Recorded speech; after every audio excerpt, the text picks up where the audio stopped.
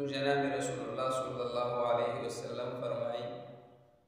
چې زما په امت باندې په روژه کې پنځه داسې انعامات کېږي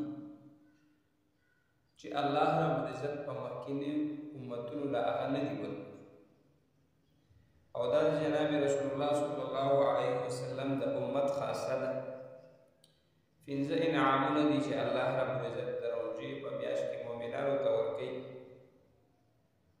او د حضرت ابو هريره رضی الله تعالی عنہ روایت ده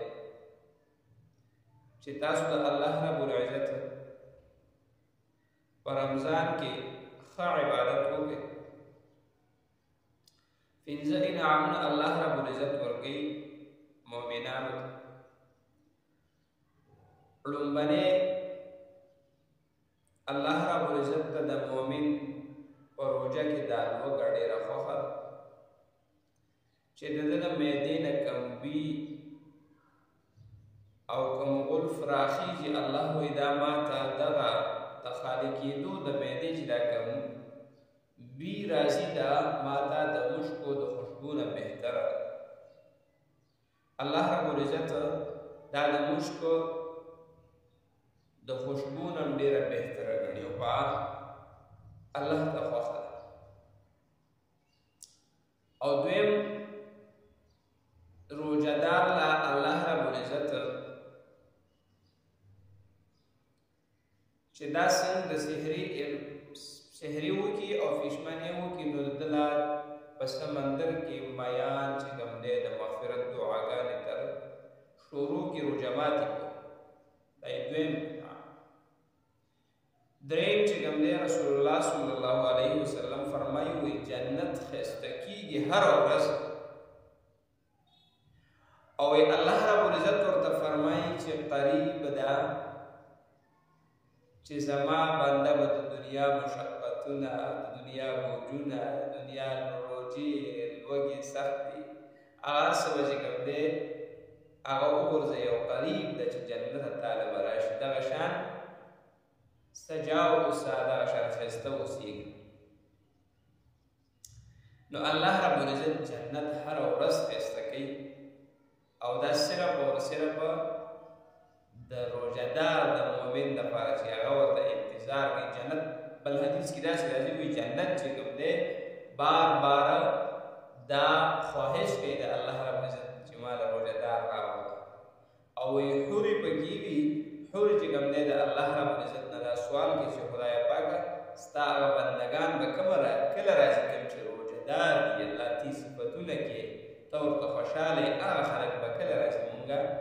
زمونږ نکاح یعنې زمونږه جوړې د هغه خلکو سره راوله کوم چې روژهدار دي، چې زمونږ سترګې په هغې یخې شي او د هغې سترګې په مونږ باندې یخې شي. دا د رسول الله مبارک د امت دپاره، او دا په الله باندې ګران دی، امت یې په الله باندې ګران دی. ځکه خو یې ورله د رمضان داسې میاشت رالیږلې ده چې نفل یې ورته فرض کړو، فرض یې ورته پاویا کړو، خو بس غفلت والا مؤمن به دې پاتې کېږي، هغه نه به چې کوم دی بس دا پاتې. نور چې کوم دی زمونږ دپاره د عباداتو موقع ده، د الله رب العزت سره په دې وخت کې زمونږ روغه ده، زمونږ صلح ده، او الله دې وخت کې زمونږ نه رضا کېږي چې لږ عبادت ورته کوو، لږ هم ورته ځان نږدې کړو، الله رانه رضا کېږي. نو الله رب العزت دغه جنت چې دی دا روزانه تیاریږي، او د الله پیغمبر فرمایي چې دا د دې مؤمن د روژهدار لپاره الله ورته وایي چې قریب ده چې دا به اوس راشي. څلورم چې دی نو دا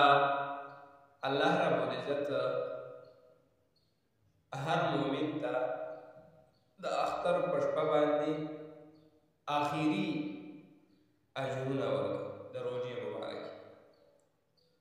صحابه کرامو د پیغمبر علیه السلام نه تپوس وکړو، وایي د الله پیغمبره شب قدر به دا شپه وینو؟ وایي نه. د الله پیغمبر ورته فرمایي وایي دا شب قدر نه ده، اخو لیلة القدر، یعنی مطلب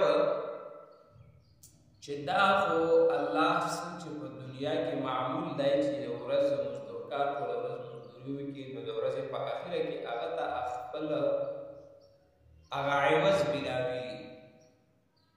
نو دا الله رب العزت د روزهدارو د روزه کېدو هغه عوضونه په دې شپه باندې ورکوي د عفو او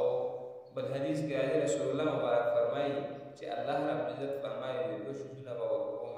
یو به ورته مغفرت ورکوم یو به ورته رضا ورکوم او زما عزتمندو بس دغه دوه شیزونه دي چې دا د حاصل کړه بس دنیا دې کامیاب شو آخرت هم دې کامیاب نو الله رب العزت دې زموږ ستاسو په دې روزه کې کامل مغفرت نصیب کی او الله دې زموږ د خپل رضا نصیب کی چې کله را سره د الله رضا وا او دا دعاګانې د الله رب العزت نه ډېر وغواړي روژه ماتي کې دعا قبلېږي